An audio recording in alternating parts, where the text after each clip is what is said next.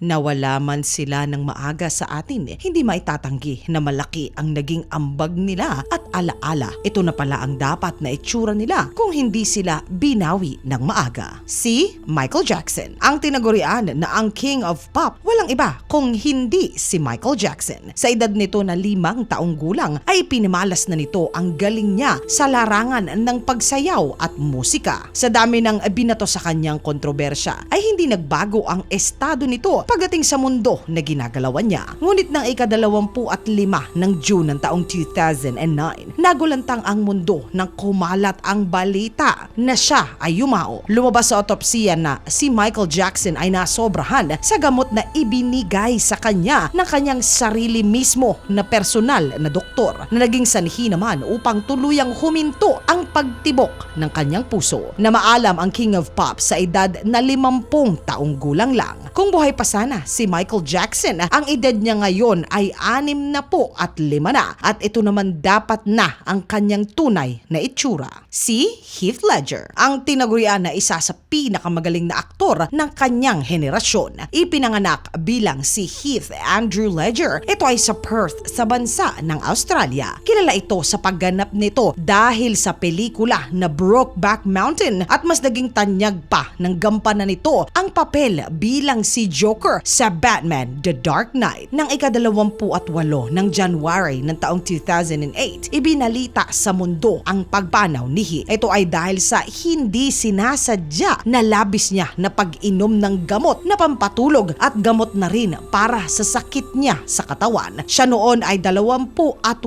taong gulang lamang. Makalipas po ang 15 taon, ang aktor sana na si Heath ay 43 taong gulang na. Ito na sana ang kanya na dikit na itsura. Si Christopher Reeves. Naging bati ni idol itong si Christopher Reeves ng ika-1970s hanggang ng ika-1990s. Bukod sa pagganap sa pelikula ay kilala rin ito ng mga taong malapit sa kanya bilang isang talentadong tao. Magaling ito sa larangan ng palakasan kasama na nga ang pangangabayo. Ngunit ng taong 1995, nahulog si Christopher Reeves sa kabayo na kanyang sinasakyan. Labis na naapektuhan ng kanyang gulugod o ang spinal cord na naging sanhi naman upang siya ay tuluyan na maparalisa. Nang taong 2004, habang ginagamot ang kanyang impeksyon sa katawan, ay itinurukan ito ng gamot na antibiotic na naging sanhi naman upang ito ay ma-cardiac arrest. Pumanaw ang aktor ng ika-10 ng Oktubre ng taong 2004. Ito ay sa edad niya na 52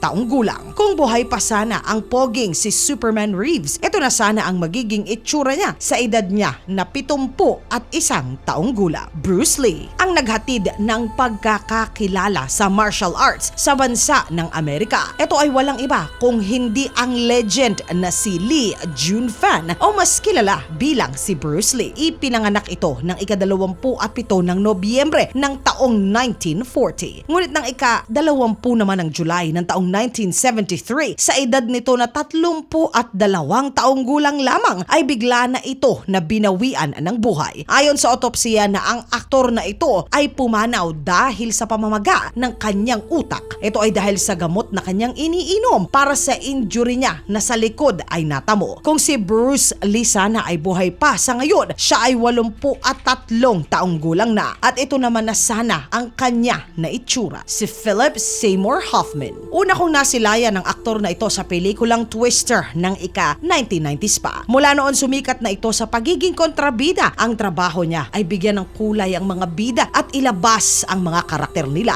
Mas nagningning ang bituin nito nang gampanan niya ang role sa pelikula na ang Hunger Games. Ngunit ng ika-2 ng Pebrero ng taong 2014, ayon sa otopsiya na ang aktor ay nakitaan ng pinaghalo-halong hindi legal na gamot sa kanyang sistema na naging sanhi naman ng biglaan niya na pamamaalam. Ito ay sa edad niya na 44 na taong gulang. Kung si Philip Seymour ay kasama pa natin sa mundo ngayon, siya ay 56 na taong gulang na at ito na ngayon ang dapat niya na itsura. Si George Michael. Kilala ang mga awit na ito sa kanyang mga kantang pinasikat katulad na lamang ng Wake Me Up Before You Go Go, Freedom at ang Careless Whisper. Lang taong 1998 ay inanunsyo ni George Michael na siya ay miyembro ng LGBTQ+.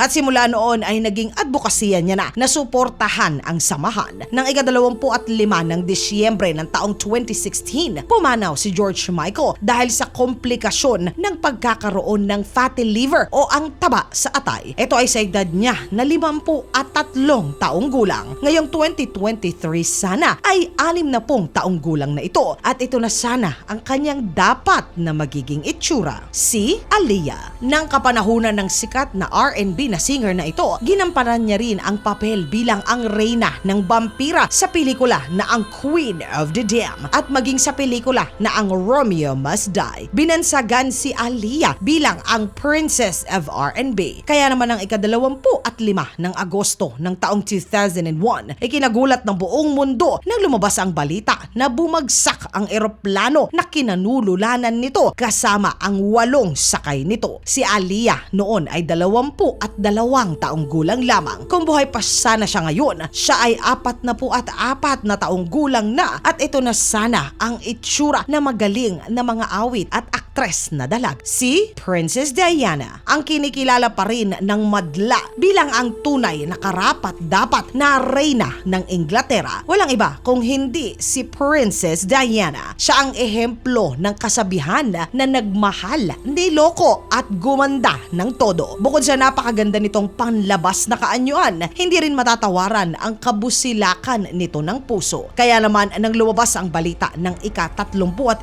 ng Agosto ng taong 1997, sa edad ng prinsesa na 36 na taong gulang ay sumakabilang buhay na ito. Ito ay dahil nabangga ang kotse na sinasakyan niya habang hinahabol ng mga paparazzi. Ang balitang ito ay talaga namang ay pinagluksaan ng buong mundo. Kung si Princess Diana ay kasama pa natin sana ngayon, ito na sana ang kanyang itsura sa edad niya na 62 taong gulang. Mga katinagalog ko, sino sa mga namaalam na mga kilalang personalidad na ito ang pinaka-paborito nyo? Isulat po ang inyong sagot sa comment section sa ilalim upang sama-sama naman po na ito ay ating basahin. Ang pinaka-magandang sagot po ay mananalo ng 100 Gcash load. Ito pong muli ang inyong lingkod na si Tinagalog. Sa inyo po, God bless, keep safe, at peace out.